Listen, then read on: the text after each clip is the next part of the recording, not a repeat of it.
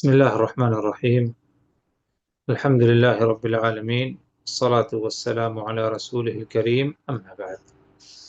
اللہ تبارک و تعالیٰ پر حمد الثنا اور اس کے نبی کریم صلی اللہ علیہ وسلم پر بے عدد درود و سلام کے بعد ہماری گفتگو العقیدۃ الواسطیہ کی متن سے متعلق جاری ہے، اور گفتگو اس نقطے پر، اس مسئلے پر پہنچی تھی شیخ الاسلام ابن تیمیہ رحمہ اللہ کا یہ کہنا اہل السنہ والجماعہ کے بارے میں، بل هم الوسط فی فرق الامہ کما ان الامت ہی الوسط فی الامم، کہ اہل السنہ والجماعہ تمام فرقوں میں اعتدال والی جماعت ہے. یعنی اس امت محمدیہ میں کئی فرقے پائے جاتے ہیں، ان تمام فرقوں میں سب سے اعتدال والی جماعت اور سب سے اعتدال والا گروہ وہ اہل السنہ والجماعہ کا ہے. کما ان الامت ہی الوسط فی الامم، اس معاملے میں اہل السنہ والجماعہ کی مثال امت محمدیہ جیسی ہے، کہ جس طرح امت محمدیہ تمام امتوں میں اعتدال والی امت ہے، اسی طرح اس امت محمدیہ میں اہل السنہ والجماعہ تمام گروہوں میں سب سے اعتدال والی جماعت ہے. یہ بات شیخ الاسلام ابن تیمیہ نے ہمیں جو ہے بتائی. اب اس کے آگے مزید اور اس کی وضاحت اور اس کی تفصیل کیا ہے بیان کر رہے ہیں. اسی لیے فرمایا شیخ الاسلام نے فَهُمْ وَسَطٌ فِي بَابِ صِفَاتِ اللَّهِ سُبْحَانَهُ وَتَعَالَى، اہل السنہ والجماعہ وسط ہیں، یعنی اعتدال پر ہیں، معتدل جماعت ہے اللہ سبحانہ وتعالی کی صفات کے بارے میں. اللہ تبارک و تعالی کی صفات ہیں، جیسے کہ اس سے پہلے بات گزر چکی ہے، کتاب اللہ اور سنت رسول کی روشنی میں بہت ساری صفات اللہ کی قرآن سے ثابت ہیں، اور کئی صفات اللہ تبارک و تعالی کی احادیث رسول سے ثابت ہیں. ان صفات میں اگر دیکھا جائے تو اہل السنہ والجماعہ کا جو منہج ہے، جو عقیدہ ہے، یہ اعتدال والا عقیدہ ہے، اعتدال والا منہج ہے، جس میں نہ غلو پایا جاتا ہے اور نہ ہی کیا ہے، یعنی کسی قسم کی زیادتی، نہ افراط ہے اور نہ ہی کیا ہے اس میں تفریط پائی جاتی ہے. اور اہل السنہ والجماعہ اللہ تبارک و تعالی کی صفات کے بارے میں اس طرح اعتدال کی راہ میں ہے دو گروہوں کے درمیان. ایک گروہ، ایک جماعت ہے اہل التعطیل الجہمیہ، اور دوسری جماعت ہے اہل التمثیل المشبہہ. اہل التعطیل یعنی معطلہ، یہ ایک جماعت، ایک گروہ ہے، اور ایک دوسرا گروہ ہے ممثلہ اہل التمثیل، یہ ایک دوسرا گروہ ہے.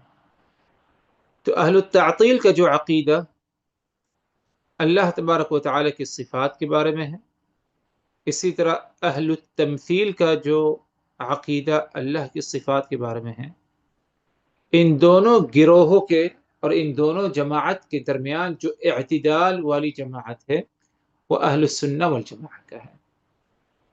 اہل التعطیل، ان کا عقیدہ کیا تھا اللہ کی صفات سے متعلق؟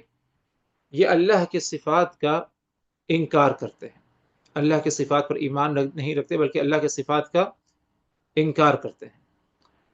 اور اسی طرح بعض معطلہ اہل التعطیل ایسے ہیں جو اس حد تک پہنچ گئے کہ اللہ تبارک و تعالی کے اسماء حسنہ کے بھی منکر ہیں. اللہ تبارک و تعالی کے اسماء حسنہ کے بھی منکر ہیں، یعنی اللہ کے صفات کتاب اللہ سنت رسول سے ثابت ہے، اللہ کے اسماء حسنہ بھی کتاب اللہ سنت رسول سے ثابت ہے. لیکن ایک گروہ اس امت کی طرف، امت محمدیہ کی طرف جو منسوب ہے، اس نے اللہ کی صفات کا انکار کر دیا کہ اللہ کی صفات نہیں ہے، اور اسی میں سے ایک گروہ ایسے نکلا، اس حد تک پہنچ گیا کہ اللہ کے اسماء حسنہ کے بھی کیا ہے منکر ہو گئے، یہ معطلہ ہو گئے۔ دوسرا گروہ ہے ممثلہ، یا جسے اہل التمثیل کہا جاتا ہے۔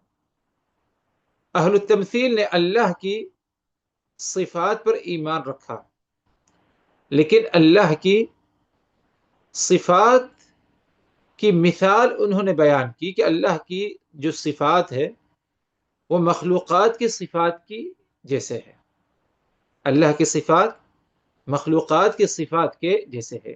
یہ ممثلہ ہیں، کیونکہ انہوں نے اللہ کی صفات کی تمثیل بیان کی۔ تو گویا کہ ایک گروہ نے یعنی زیادتی کی اور اس طرح کہ اللہ کی کوئی صفت نہیں، اور دوسرے گروہ نے غلو کیا کہ اللہ کی صفت جو ہے یعنی اس کی مثال بیان۔ اہل السنہ والجماعہ ان دونوں کے درمیان ہے، اعتدال کی راہ ہے، معتدل راہ۔ انہوں نے اللہ کی صفات کا انکار نہیں کیا، نہ تو اسماء حسنہ کا انکار کیا، اور نہ ہی انہوں نے اللہ کی صفات کی مثال بیان کی۔ تو ان کا عقیدہ کیا؟ ان کا عقیدہ یہ ہے اہل السنہ والجماعہ کا کہ اللہ تبارک و تعالیٰ کے اسماء حسنہ ہیں، اور اسی طرح اللہ تبارک و تعالیٰ کے صفات علا ہے، ہمارا اس پر ایمان ہے۔ لیکن کیا اس کی کوئی مثال بیان کی جا سکتی ہے؟ تو اس بارے میں ان کا یہ عقیدہ ہے کہ اللہ کی صفات، اللہ کی ذات کی کوئی مثال بیان نہیں کی جا سکتی۔ کیوں؟ کیونکہ رب العزت نے قرآن مجید میں فرمایا لیس کمثلہ شیء، اللہ کی مثل کوئی چیز نہیں، اللہ کی مثل کوئی چیز نہیں۔ تو اہل سنہ والجماعہ اللہ کی صفات کے معاملے میں کیا ہے؟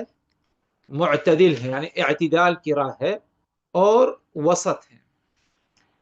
آگے شیخ الاسلام ابن تیمیہ نے فرمایا وَهُمْ وَسَطٌ فِي بَابِ أَفْعَالِ اللَّهِ بَيْنَ الْجَبْرِيَّةِ وَالْقَدَرِيَّةِ۔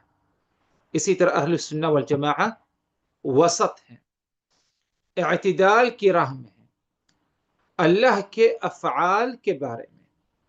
اہل السنہ والجماعہ اللہ کے افعال، فعل کرنا، فعل کہتے ہیں کرنے کو، تو اللہ کے جو افعال ہیں اس بارے میں اہل السنہ والجماعہ وسط، وسط یعنی معتدل ہیں، اعتدال کی راہ، درمیان میں ہے۔ لیکن کس کے درمیان ہے؟ دو گمراہ فرقے کے درمیان، دو فرقے جو گمراہ ہو گئے اللہ کے افعال کے بارے میں۔ پہلا فرقہ ہے جبریہ اور دوسرا ہے قدریہ۔ جبریہ کا جو معاملہ ہے اور اسی طرح قدریہ کا جو معاملہ ہے وہ اس طرح ہے کہ جبریہ نے کہا کہ انسان کو کوئی اختیار نہیں، یعنی انسان کو کوئی اختیار نہیں دیا گیا، کوئی اس کو آپشن نہیں دیا گیا، بلکہ جو کچھ انسان کرتا ہے وہ اس پر مجبور ہے، یعنی انسان کو مجبور کیا گیا کہ تم یہ کرو یا وہ کرو۔ مثلا ایک انسان چوری کرتا ہے تو جبریہ کا کہنا یہ ہے کہ انسان نے اپنی مرضی، اپنی اختیار سے چوری نہیں کی، بلکہ اس کو چوری کرنے پر مجبور کیا گیا۔ اسی طرح اگر کوئی نماز پڑھتا ہے تو اس نے اپنے اختیار سے، اپنے خوشی سے نماز نہیں پڑھی، بلکہ اسے نماز پڑھنے پر کیا ہے؟ مجبور کیا گیا۔ اور جبریہ کا یہ کہنا ہے کہ ان اللہ فاعل کل شیء، کہ اللہ کی ذات کو، یہ اللہ تبارک و تعالی ہر چیز کرتا ہے، یعنی اچھے کام اور برے کام، نعوذ باللہ، یہ سب اللہ تبارک و تعالی کرواتا ہے اور کرتا ہے۔ تو یہ کن کا کہنا ہے؟ جبریہ کا۔ ان کے مقابل میں ایک دوسرا گروہ، ایک دوسرا فرقہ ہے، اور وہ ہے قدریہ۔ ان کا کہنا یہ ہے کہ انسان اپنی اعمال میں مستقل ہے، یعنی اس میں اللہ کا کوئی دخل نہیں۔ جبریہ کا کیا کہنا ہے کہ جو کچھ انسان کرتا ہے وہ مجبور کیا گیا اسے اللہ کی طرف سے، اس کا کوئی اختیار اس میں نہیں، اسے کوئی آزادی نہیں۔ قدریہ نے کہا کہ انسان جو کچھ کرتا ہے وہ اپنے حساب سے اپنی مرضی سے کرتا ہے، اس میں اللہ کا کوئی اختیار نہیں، اللہ کا کوئی دخل اس میں نہیں۔ یہ کن کا کہنا ہے؟ قدریہ کا۔ اہل السنہ والجماعہ ان دونوں کے درمیان وسط ہے، معتدل ہے، اعتدال کی راہ میں۔ اور وہ کیسے؟ اہل السنہ والجماعہ کا کہنا یہ ہے کہ بندہ جو کچھ کرتا ہے، اچھا کام ہو برا کام ہو، یہ سب اللہ تبارک و تعالیٰ کی مشیت پر، لیکن بندے کو ارادت ہے، یعنی وہ ارادہ کر سکتا ہے، اسے اختیار ہے۔ اللہ نے اسے خیر اور شر کا راستہ دکھایا ہے، اللہ نے اسے خیر اور شر کا راستہ دکھایا ہے۔ اب اس کی مرضی ہے وہ خیر پر چلتا ہے یا شر پر کیا ہے چلتا ہے۔ یہ کس کا عقیدہ ہے؟ اہل السنہ والجماعہ کا۔ کیونکہ دو گروہ ہیں، جہمیہ قدریہ۔ جہمیہ نے کیا کہا کہ انسان مجبور ہے عمل کرنے پر، اور قدریہ نے کہا کہ انسان مجبور نہیں، بلکہ انسان کے عمل میں اللہ کا کوئی دخل نہیں، نعوذ باللہ۔ اہل السنہ والجماعہ ان دونوں کے درمیان ہے، وسط ہے، معتدل ہے، اعتدال کی راہ۔ ان کا کہنا یہ ہے کہ انسان جو کچھ کرتا ہے وہ عمل سب اللہ تبارک و تعالیٰ کے مشیت پر موقوف ہے، لیکن اس کا مطلب یہ نہیں کہ انسان کو کوئی ارادہ نہیں، بلکہ انسان کو مستقل ارادہ ہے۔ اللہ نے اسے دو راہ دکھا دی، خیر اور شر کا راہ دکھا دی، وَهَدَيْنَاهُ النَّجْدَيْنِ، جسے قرآن میں ہے۔ اب اس کی مرضی ہے وہ خیر کو اپناتا ہے یا شر کو اپناتا ہے۔ اللہ نے انسان کو عقل دیا ہے کہ وہ خیر اور شر کے درمیان فرق کرتا ہے، اب وہ آگے جو اختیار کرتا ہے وہ اس کے حساب سے اسے کیا ہے حساب و کتاب ہوگا۔ آگے فرمایا شیخ الاسلام ابن تیمیہ نے، وفي باب وعيد الله بين المرجئة وبين الوعيدية من القدرية وغيرهم، اللہ تبارک و تعالی کی جو بتائی ہوئی وعید ہے، یعنی اللہ تبارک و تعالی نے قرآن مجید میں، نبی پاک صلی اللہ علیہ وسلم نے اپنی سنت میں عذاب الہی کا، سزا کا ذکر کیا، جہنم کا ذکر کیا، اس بارے میں بھی اہل السنہ والجماعہ وسط ہے، معتدل ہے، اعتدال کی راہ میں ہے۔ دو گمراہ فرقے کے درمیان، ایک فرقہ ہے مرجئہ اور دوسرا فرقہ ہے وعیدیہ۔ مرجئہ ان کا کہنا یہ ہے کہ اللہ تبارک و تعالی نے جو سزائیں سنائی ہیں، اگر اس سزا کا کوئی مستحق ہو جاتا ہے، یعنی مثلا ان کا کہنا یہ ہے مرجئہ کا کہ اگر کوئی انسان برا عمل کرتا ہے، کوئی انسان برا عمل کرتا ہے، جیسے کہ زنا ہے والعیاذ باللہ، چوری ہے، اور اسی طرح شراب پینا ہے، وغیرہ وغیرہ دوسرا اعمال ہے، ان برائیوں کے ارتکاب کرنے پر مرجئہ کا کہنا یہ ہے کہ اس کے ایمان پر کوئی اثر نہیں پڑے گا۔ یعنی ایک شخص جو اپنے آپ کو مؤمن کہتا ہے، ایمان والا کہتا ہے، اور اس دعوے کے ساتھ وہ چوری کر بیٹھتا ہے، شراب پی لیتا ہے، یا کوئی اور برائی کر لیتا ہے، تو مرجئہ کا کہنا یہ ہے کہ اس کے لیے کوئی سزا نہیں، اس کے لیے کوئی سزا نہیں، اور ان برائیوں کا کوئی اثر اس کے ایمان پر نہیں ہوگا، اس کا ایمان کامل مکمل ہے۔ تو گویا کہ اللہ تبارک و تعالی نے جو سزائیں سنائی ہیں، جہنم کا معاملہ رکھا ہے، یہ شخص یعنی جو اس کے اندر ایمان ہے وہ اس کا مستحق نہیں ہے، بلکہ جہنم صرف کفار کے لیے جنہوں نے ایمان نہیں لایا۔ ایمان والا کبھی جہنم میں داخل نہیں ہوگا، چاہے جائے جتنی برائی کر لے۔ یہ کس کا عقیدہ ہے؟ مرجئہ کا عقیدہ ہے۔ ان کے مقابل میں ایک دوسرا گروہ ہے، وہ ہے وعیدیہ۔ وعیدیہ کا کہنا یہ ہے کہ اگر ایمان والا کوئی برائی کرتا ہے، ایک برائی کر لے، کوئی بھی ایک برائی کرے، چوری کر لے مثلا، اور توبہ کیے بغیر اس کی موت آ جاتی ہے تو وہ ہمیشہ ہمیش کے لیے جہنم میں ہے، جہنم سے نکالا نہیں جائے گا۔ یہ کس کا کہنا ہے؟ وعیدیہ۔ پہلا جو تھا مرجئہ، ان کا کہنا ہے کہ کبھی بھی ایمان والا جہنم میں داخل نہیں ہوگا، جہنم اللہ نے ایمان والوں کے لیے بنائی ہی نہیں ہے، یعنی ایمان والوں میں جو برائی کا ارتکاب کرتے ہیں وہ جہنم میں داخل نہیں ہوں گے۔ یہ جو جہنم ہے کن کے لیے ہے؟ کفار کے لیے، جن کے اندر ایمان ہے ہی نہیں۔ یہ مرجئہ کا کہنا ہے۔ اور وعیدیہ کا کہنا یہ ہے کہ اگر ایمان والے نے کوئی ایک برائی کر لی اور اس برائی سے توبہ کیے بغیر اس کی موت آ جاتی ہے تو وہ ہمیشہ ہمیش کے لیے جہنم میں داخل۔ دیکھیے افراط اور تفرید کا معاملہ ادھر ہے۔ اہل السنہ والجماعہ اس معاملے میں بھی کیا ہے؟ وسط ہیں، اعتدال کی راہ درمیان میں ہے، نہ افراط اور نہ تفرید ہے۔ اور وہ کیا عقیدہ ہے، کیا ان کے اہل السنہ والجماعہ کا عقیدہ ہے اس بارے میں؟ ان کا کہنا یہ ہے کہ ایمان والے اگر کسی برائی کے ارتکاب کر لیتا ہے اور اس برائی سے توبہ کیے بغیر اس کی موت آ جاتی ہے تو وہ اللہ تبارک و تعالیٰ کے حوالے ہے۔ اللہ چاہے گا تو اسے معاف کر دے گا، اور اللہ تبارک و تعالیٰ چاہے گا تو اسے سزا دے گا جہنم۔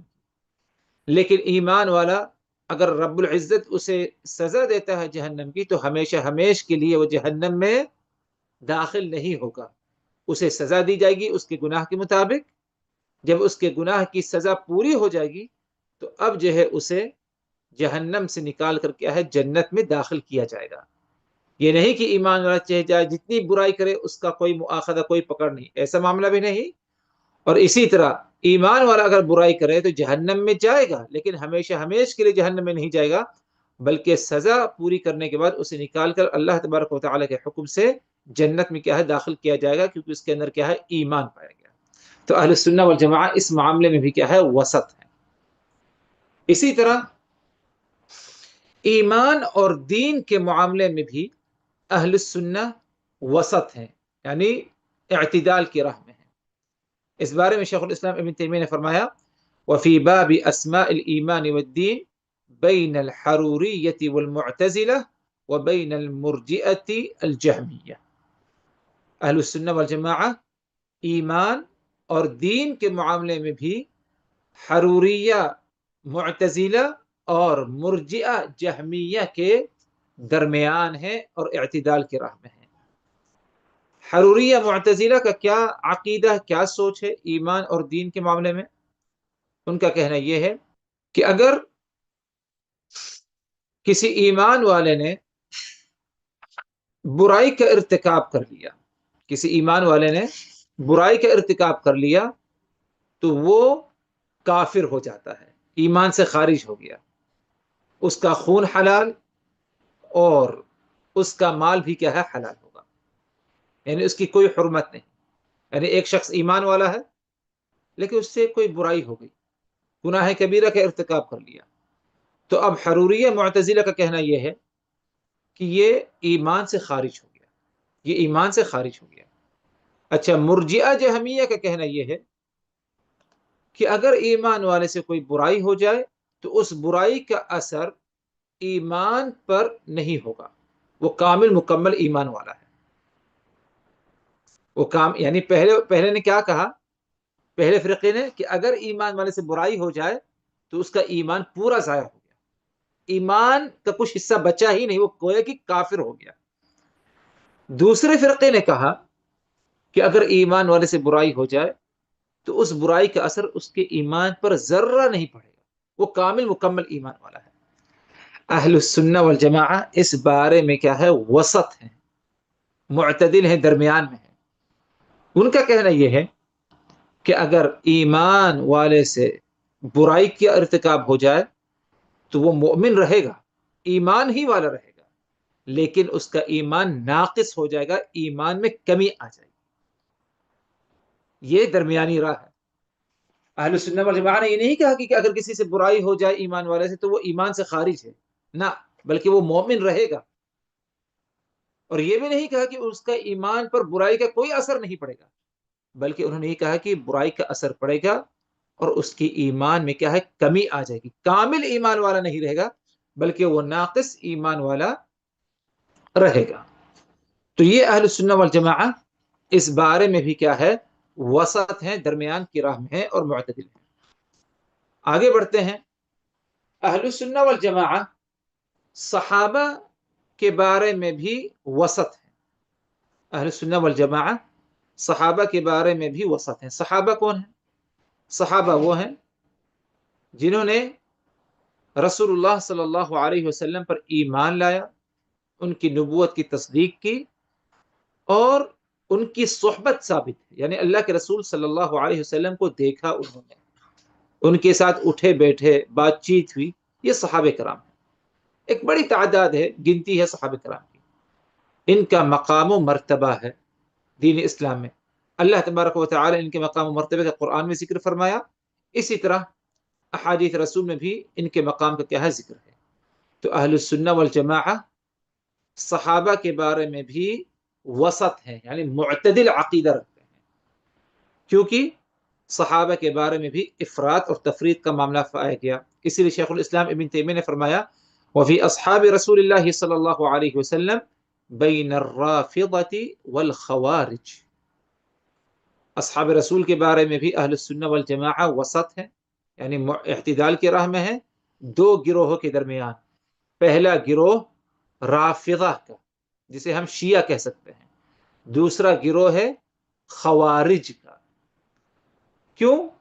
رافضہ نے صرف آل بیت کو اہمیت دی، علی ہیں، فاطمہ ہیں، اور اسی طرح علی اور فاطمہ کی جو اولاد ہیں حضرت جعفر ہیں، جو آل بیت میں سے ہیں، ان کی تعظیم پائی گئی، اور اس تعظیم میں بھی انہوں نے غلو کیا، اس تعظیم میں بھی غلو کیا۔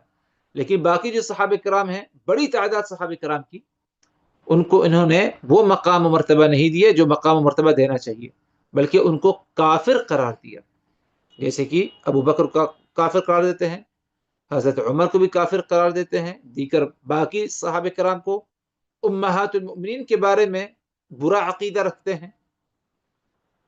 تو یہ رافضہ اور شیعہ کا معاملہ ہے۔ ان کے بالمقابل خوارج ہیں۔ خوارج کا معاملہ کیا کہ خوارج نے علی ابن ابی طالب پر کیا ہے؟ خروج کیا۔ خوارج نے علی ابن ابی طالب کو کافر قرار دیا، اسی طرح معاویہ ابن ابی سفیان کو بھی کافر قرار دیا۔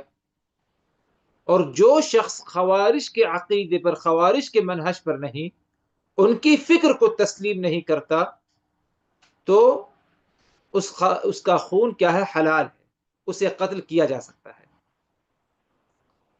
یہ کون ہے؟ خوارج ہیں۔ تو انہوں نے بھی صحابہ کرام کے بارے میں اچھا عقیدہ نہیں رکھا، حضرت علی، حضرت معاویہ کے بارے میں اور دیگر صحابہ کرام کے بارے میں۔ اہل السنہ والجماعہ ان کے درمیان وسط ہیں اور معتدل اور اعتدال کی راہ اپناتے ہیں۔ انہوں نے تمام صحابہ کرام، چاہے وہ ابو بکر، عمر، عثمان ہوں، یا علی ابن ابی طالب ہوں، یا آل بیت میں سے ہوں، تمام صحابہ کرام کے مقام و مرتبے کو سمجھتے ہیں، ان کو وہی مقام و مرتبہ دیتے ہیں جو مقام و مرتبہ اللہ اور اس کے رسول نے بتایا ہے۔ کسی کے ساتھ غلو یا کسی کے ساتھ افراد اور تفرید کا معاملہ کیا ہے؟ نہیں کرتے۔ اور سب کے بارے میں اہل سنہ والجماعہ یہ عقیدہ رکھتے ہیں کہ رضی اللہ عنہم ورضوا عنہ، اللہ تبارک و تعالی تمام صحابہ کرام سے راضی ہوا، اور تمام صحابہ کرام اللہ تبارک و تعالی سے کیا ہے؟ راضی ہیں۔ صحابہ کرام کے درمیان کچھ اختلافات پائے گئے، خاص طور اللہ کے رسول صلی اللہ علیہ وسلم کی وفات کے بعد، اور بالخصوص حضرت علی ابن ابی طالب کے زمانے میں۔ تو اس کے بارے میں اہل السنہ والجماعہ خاموشی اختیار کرتے ہیں، یعنی ان اختلافات میں منہمک نہیں ہوتے، ان اختلافات میں نہیں پڑھتے، کیونکہ ان اختلافات میں پڑھنے سے کیا ہے؟ انسان بسا اوقات ایک صحابی کو غلط یا صحیح قرار دینا چاہتا ہے، دوسرے کو غلط قرار دیتا ہے۔ اور صحابہ کرام کے بارے میں یہ عقیدہ نہیں ہونا چاہیے، وہ اجتہادی معاملات تھے، صحابہ کرام کے درمیان اختلاف ہوا، قتال بھی ہوا، جنگیں بھی ہوئی صحابہ کرام کے درمیان۔ جو صحیح تھا اللہ تبارک و تعالی اسے دو اجر سے نوازے گا، اور جس کا اجتہاد غلط تھا تو اللہ تبارک و تعالیٰ اسے گناہ نہیں دے گا، بلکہ ایک اجر سے اللہ تبارک و تعالیٰ اسے کیا ہے، نوازے گا۔